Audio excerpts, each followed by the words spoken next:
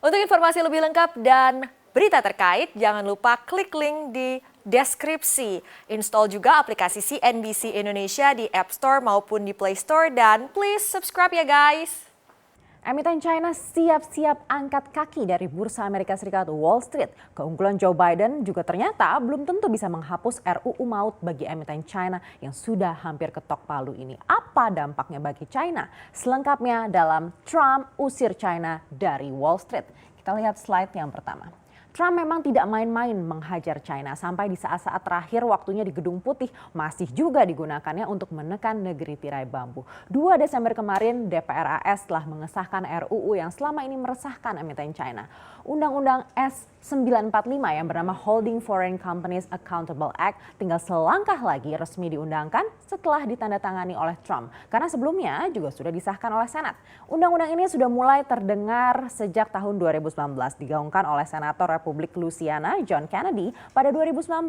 Nah, garis besarnya dalam undang-undang ini, perusahaan asing yang terdaftar di Bursa Saham AS harus mematuhi persyaratan akuntansi dari Komisi Sekuritas dan Bursa alias SEC. Sehingga regulator AS berhak melakukan inspeksi pada audit keuangan China selama 3 tahun terakhir. Nah, beberapa poin yang menjadi highlight untuk disiapkan oleh emiten adalah perincian persentase saham yang dimiliki oleh pemerintah negara perusahaan asing tersebut. Dan kalau memang ia ada persentase milik pemerintah, apakah menjadi pemegang saham pengendali atau tidak? Lalu berikutnya, apakah di antara anggota dewan emiten ada yang merupakan pejabat Partai Komunis China? Dan apakah terafiliasi langsung dengan Partai Komunis China? Nah, kalau perusahaan China ini tidak bisa memberikan laporan-laporan ini, ya siap-siap angkat kaki dari Bursa Wall Street. Namun sebenarnya sinyal ini sudah ditangkap oleh beberapa emiten China sebelum disahkan oleh DPR. Seperti salah satunya raksasa internet China, yaitu ada yang namanya Sinocorp yang telah masuk ke indeks Nasdaq pada tahun 2000 dan juga siap menghentikan perdagangan sahamnya dari Bursa Amerika Serikat dan menjadi perusahaan tertutup di bulan September akhir. Nah, Sina ini berhenti berdagang di Nasdaq setelah ada merger dengan perusahaan New Wave yang memberinya valuasi hingga 2,59 miliar dolar Amerika Serikat atau kalau dirupiahkan itu 36,2 triliun rupiah. Jadi sudah dapat uangnya, ya buat apa ya berlama-lama di Bursa Wall Street dengan segala drama aturan tambahan. Dan bukan hanya Sinocorp, tapi ada beberapa perusahaan China juga sudah melakukan hal yang sama. Lalu sebenarnya berapa banyak sih perusahaan China yang terdaftar di Bursa AS? Kita akan cek slide berikutnya.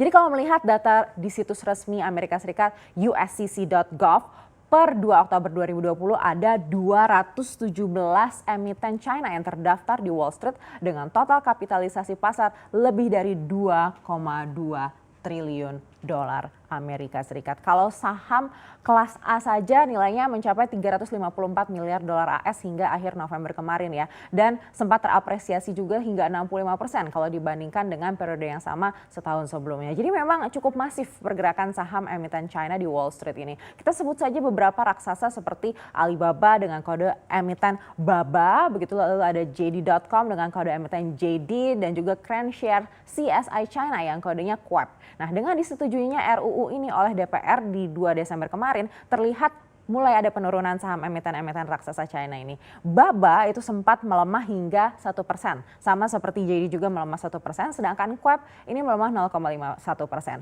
Artinya memang melemah tapi belum terlalu signifikan sebenarnya pengaruh undang-undang ini pada pergerakan saham emiten China. Apa alasannya? Kita akan bahas lebih lengkap nanti, tapi sebelumnya kita lihat dulu apa sih sebenarnya tuduhan Trump pada emiten China ini dalam slide berikutnya. Jadi buntut dari ketegangan Beijing dan Hong Kong dan posisi Amerika Serikat yang berpihak pada Hong Kong, Trump pada Mei lalu minta perusahaan China yang terdaftar di Bursa AS untuk diselidiki. Tujuan awalnya disebut untuk melindungi investor Amerika Serikat. Nah, menurut data per Oktober dari 217 emiten China di Bursa Amerika Serikat, 13 diantaranya ini adalah BUMN China. Nah, Trump menuduh perusahaan-perusahaan tersebut terafiliasi dengan militer China dan memiliki motif politik, lalu juga terhubung dengan Partai Komunis dan tidak mau patuh pada regulasi Bursa Amerika Serikat.